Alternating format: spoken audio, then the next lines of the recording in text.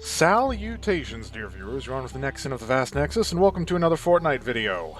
Now, technically, I have several squads wins from last season just waiting to be edited, but I thought I'd put this one together because this is a bit of a special case. This is, and I don't like using the term for the record, a squad's carry win, or a trio's, I suppose, a trio's carry win. Why is it a carry win? Well, because my teammates decide to land hot at Dirty Docks, get elimed in the first minute, and then I clinch the win at the end without, like, any of that super sweaty garbage, just by being a sneaky bastard, as I often am. It's rather more appropriate for Master Chief to be hiding in a bush anyway. So yeah, I was going Lockies. I don't know why I had that particular motivation that time, but I was like, I'm going Lockie's Lighthouse. I even dropped the ping marker on. They're like, we're going dirty! And it's like, you're gonna die! No, we're not. This is ridiculous. And then, of course, it happened. There's not a whole lot I can say about what happened over there without sounding really, really, like, disparaging to my teammates, so I'm just gonna leave it at they landed dirty, it was full of people, and they died, and then I had to play the rest of the match myself. Now, under normal circumstances, well, you know what? I'll give them credit for this. They didn't complain about the fact that I didn't just quit out.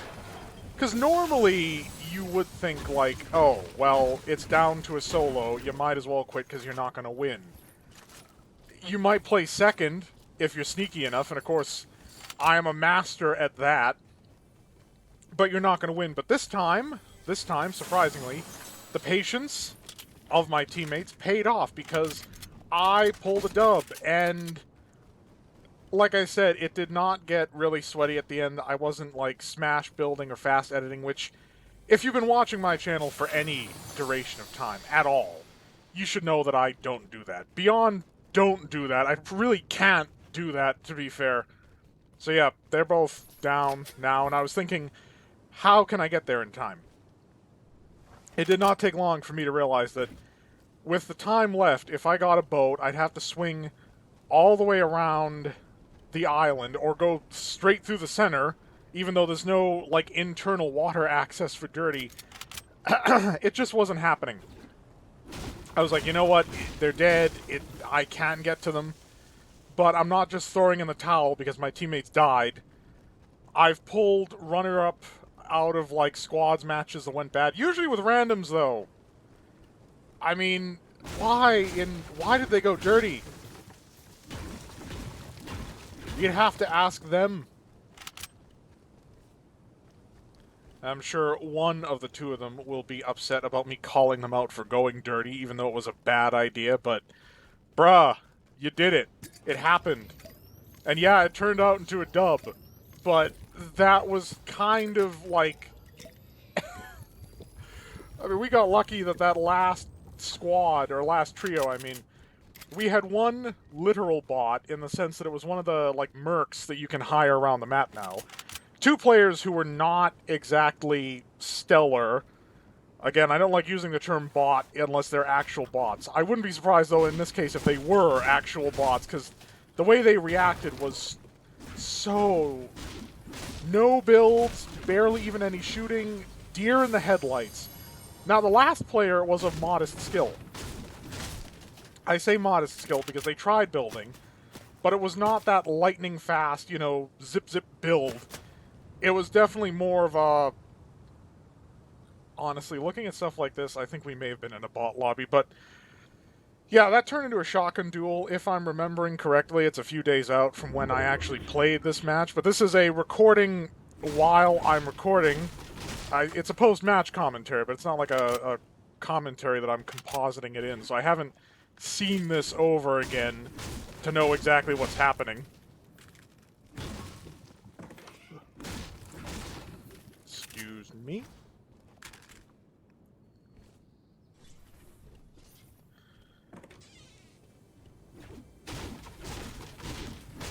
Now, this season of Fortnite, I'm being a bit more ginger about it on the grounds that Honestly, I haven't gotten the Battle Pass. I'm not even sure that I will get the Battle Pass. There are a few reasons, some of which I prefer to keep private.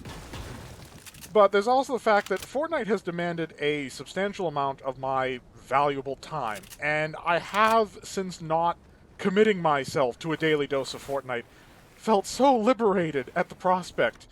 I have, like, dropped out of the game for half a week at a time, and then go in for 2 days, and I'm out for another half a week because, oh, I'm still critical of Battle Royale. I'm not going to talk your ear off about why I think Battle Royale is a bad game type. If you've seen any of my videos, and go watch some more of my videos, you'll know that, yeah, no, I'm not a big fan of Battle Royale. Fortnite in particular, though. Oh, I mean, people have likened it to, like, Battle Royale meets Minecraft, but that's not accurate at all, really. I mean, I've seen, like, oh. Now, I went on the offensive with these bots because I wanted one of those tactical ARs. They are very helpful.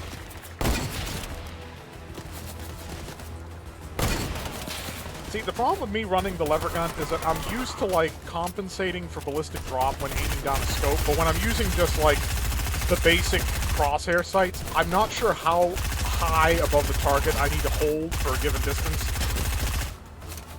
But the thing is, like, it was introduced this season, or thereabouts, and, or at least it was for me, it hasn't been in any of the games that I've played since I started playing Fortnite. Long-winded explanation, I know. But the thing is, like, next season it might just be gone.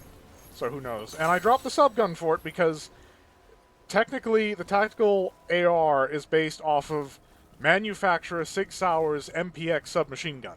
Specifically, the John Wick version, which was customized by Terran Tactical for, like, a more AR-15 style body. That technical point aside, it's a subgun, it's not an AR. Even though it's called a tactical assault rifle, it's a submachine gun. And it's reflected accurately here in that it uses light ammo instead of medium. So it's not necessarily an appropriate replacement for an AR, it's more of a replacement for a subgun. It just has better range and more power, which is exactly why I was like, I need this, because I need something that can have that versatility and that raw, close range, get some firepower.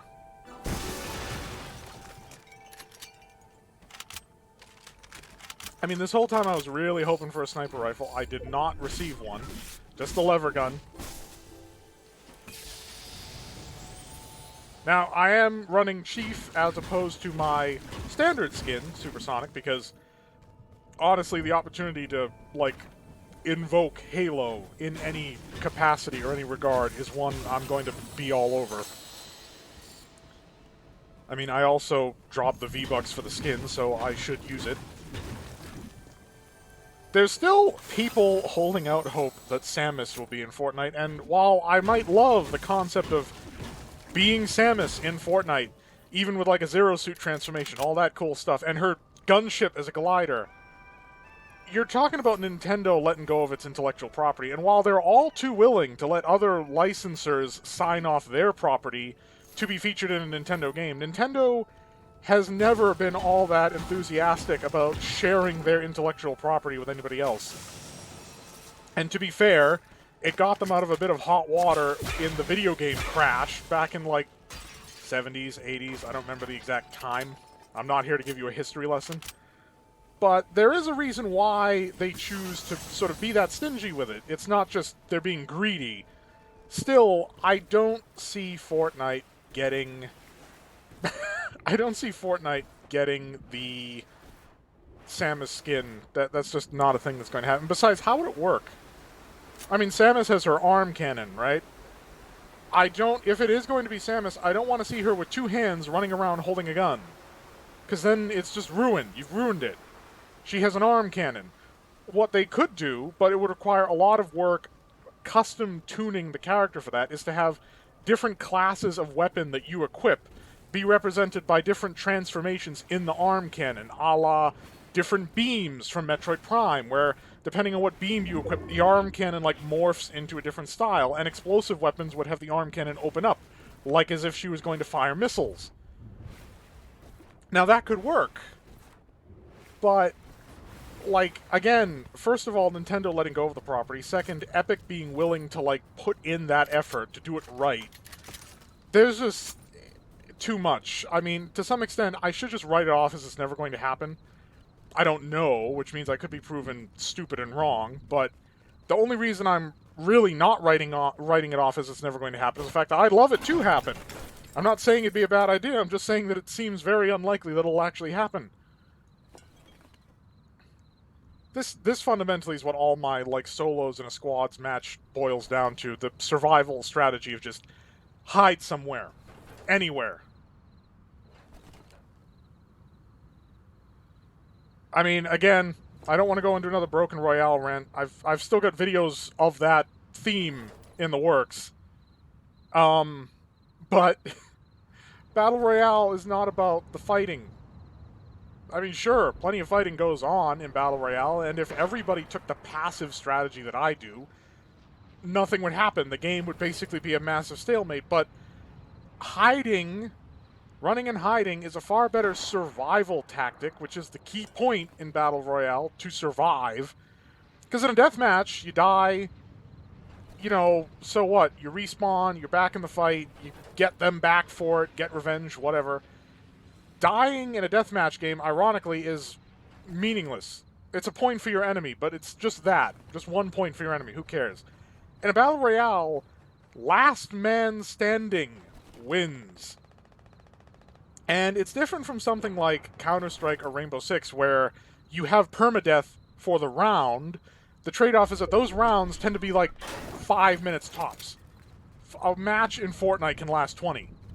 So Rainbow Six can sort of or Valorant can have that and get away with it because the match is going to be, or the round is going to be over in a second.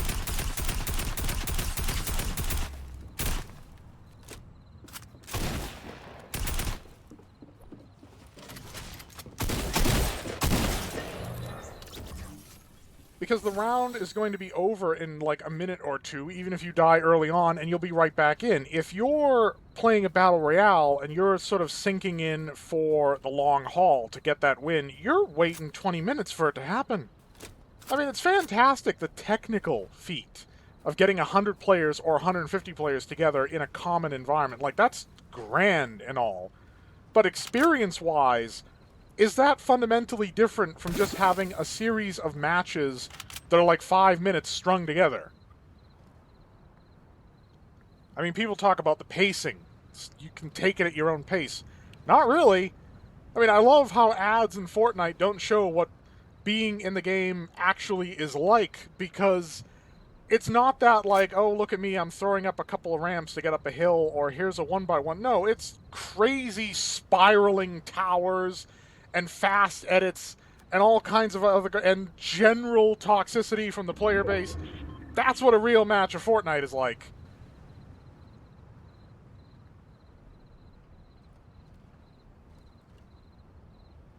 And I mean, I have been tempted, shall we say, to play Warzone. The reason I haven't, it's still a Battle Royale. I don't care if they've sort of smoothed over some of the rough edges that you see in things like Fortnite, because it's important to note that in terms of the descendants, the genealogy, there's a big word for you, of Battle Royale, PUBG for the most part was the first, because, I mean, sure, it was sort of based off a mod for Arma, which was like DayZ or whatever. But for the most part, you start with PUBG, and it is, even today, years out, a rough-hewn rock of a game. Never actually finished, you know, not well looked after by the developers. I mean, he had a freaking gold rush situation on his hands, and he took the money and run. Then you have Fortnite, which never had any business being a Battle Royale. It was supposed to be a cooperative, player versus environment, Minecraft with guns type of experience. Which, incidentally, if I haven't mentioned it before, it has come out officially that if you were hoping for a free save the world, no. They've officially redacted that, formally. It's never going to happen. It remains a premium form of the game for those who paid for it, which is particularly insulting because Battle Royale sees so many more changes compared to Save the World and yet Save the World's the one they want you to pay for. Wow, really? And then, of course, so Fortnite is only slightly removed from the Battle Royale thing, and with weird mechanics, like the whole build thing in a Battle Royale, again, I'm not going to go off, doesn't make a whole lot of sense. Then you have Apex Legends, a refinement of the concept, and finally, Warzone, with things like Gulag, where you can get yourself back in immediately. And, you know, the ability to custom set up a weapon, and the money system, which Fortnite is only now kind of, let's be fair, they're ripping it off. Because now you got gold, and, I mean, it's not as well implemented, but, oh, yeah, it's just Warzone for me. I don't want another Battle Royale sponging my time. I've already begun to taper off Fortnite.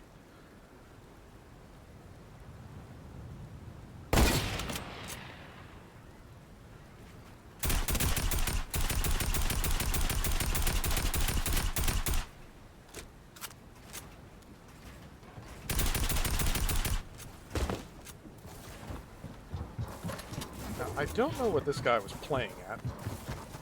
I mean, that's definitely not bots build, so this is a player.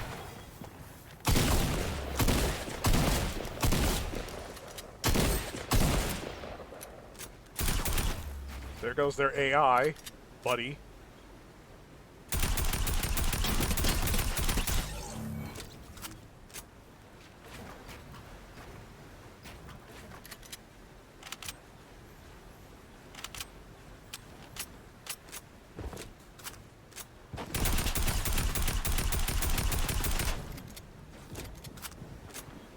And cap the ball.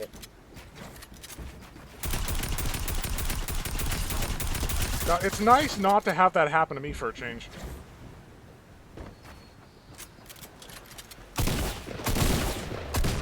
And there's the dub. Thank you all so much for watching. I wasn't trying to go on another Battle Royale rant, but I really can't do a Battle Royale without doing it now. Check out other things I've done that aren't BRs. I hope you're all staying happy and healthy out there, and, as always, fare thee well.